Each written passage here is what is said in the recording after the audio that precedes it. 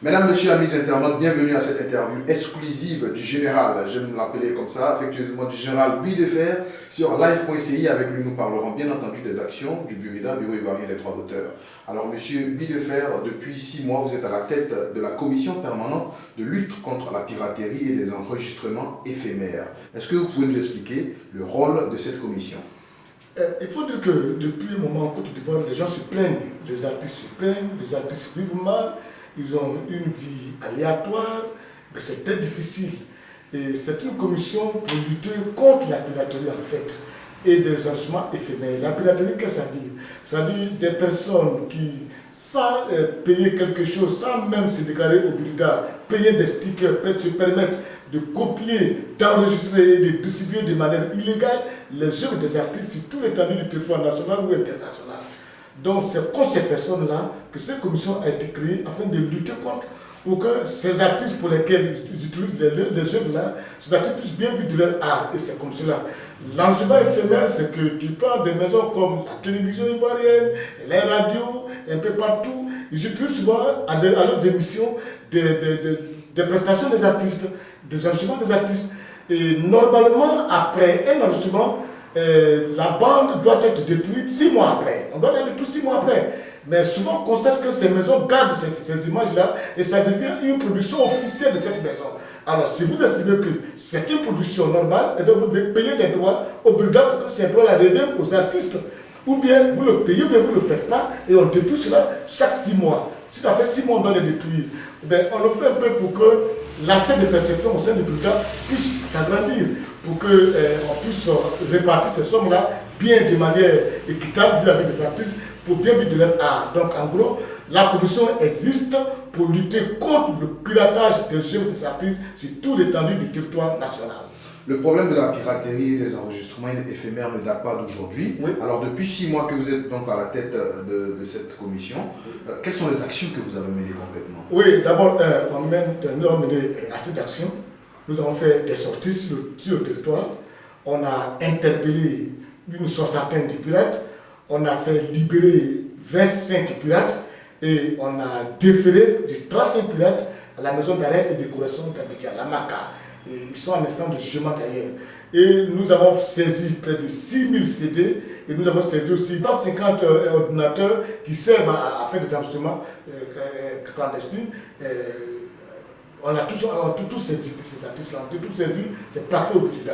Donc nous sommes en train de travailler et nous faisons un travail sur le terrain parce que je dis que c'est vrai, c'est un métier qui est difficile, lutter contre la piraterie, on ne va pas éradiquer la piraterie, ils vont nous sentir. Est-ce que vous avez les moyens de lutter contre la piraterie sur toute l'étendue du territoire ivoirien? On n'a pas les moyens. On n'a pas du tout de moyens. Ça, je vous dis sincèrement, on n'a pas assez de moyens. L'État de Côte d'Ivoire a créé une brigade de lutte contre la piraterie qui existe depuis près de 15 ans. Cette brigade existe au moins. Oui, au moins, si ma mémoire est bonne, peut-être au moins moins de 15 ans, plus de 15 ans. Mais cette brigade-là, elle est juste au vallon, dans un bâtiment, payé par le ministre de la Culture, avec un seul commissaire accompagné d'une assistante. Ce sont 2 seulement. Et dans une broussaille. Et il n'y a même pas d'argent autour. On a des violons où on doit incarcérer ce qu'on arrête. Mais quand tu vas les violons, c'est envahi de crapauds. Le commissaire est dans une broussaille. J'ai même pitié pour lui qu'il soit mordu par un serpent. Je sais de quoi je parle. Mais alors, on n'a même pas de véhicule de liaison. Le commissaire n'a pas de véhicule, ni rien du tout. Et même la commission que je dirige n'a pas de véhicule.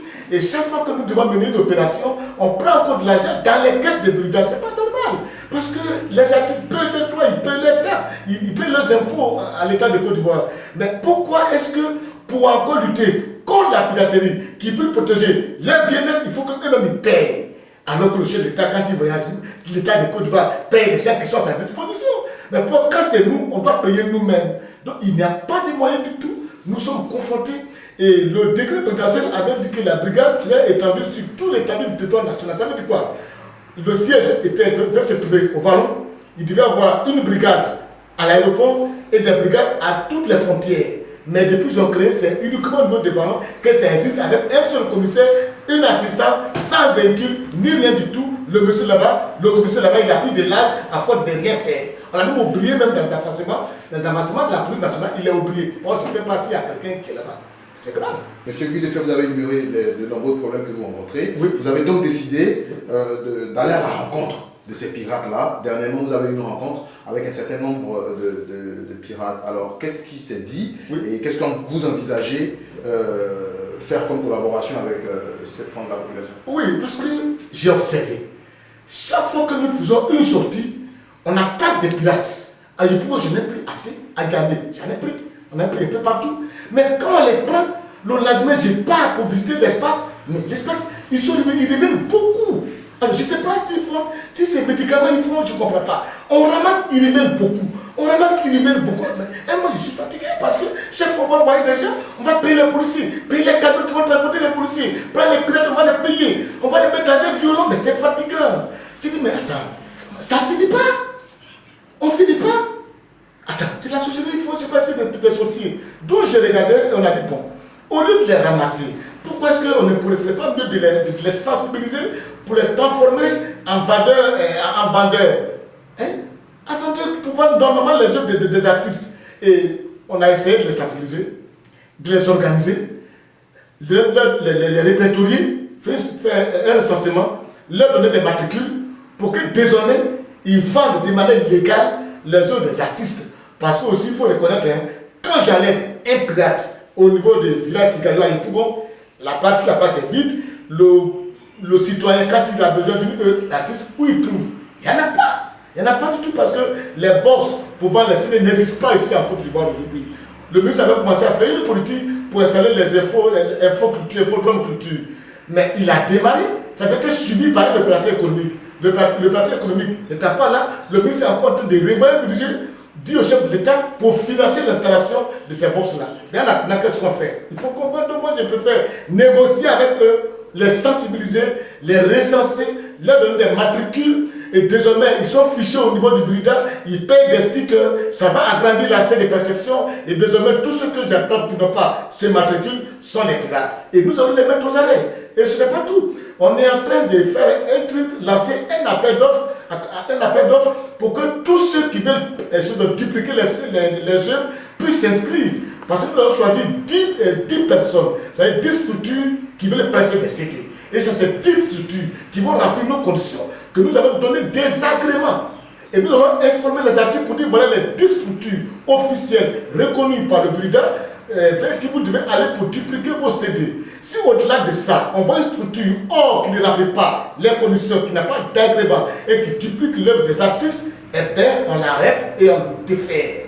Pas de négociation, on le défait. Et c'est ça. Donc voyez-vous, voilà les actions que nous menons. On n'a pas de choses. Il y a le jour de la Ramadan, j'ai été chez le ministre Ahmed Bakayoko, je l'ai rencontré. Je lui ai expliqué les difficultés que nous avons. On n'a pas d'éléments de police.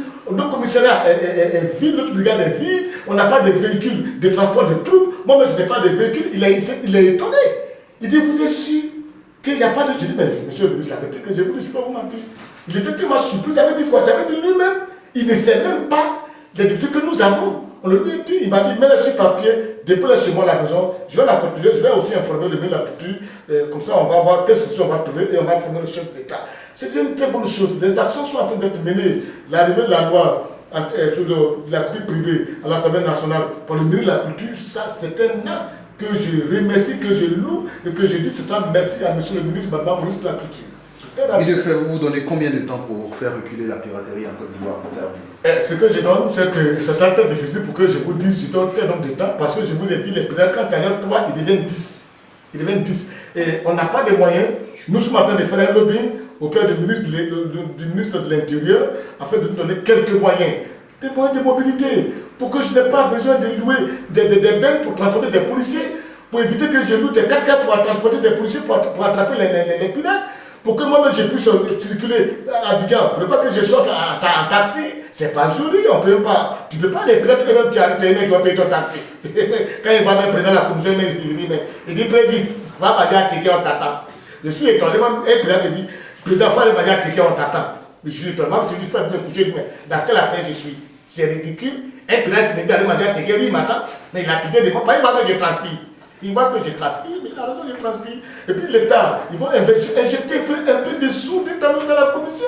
On peut prendre l'argent des artistes pour parler lutter contre la piraterie.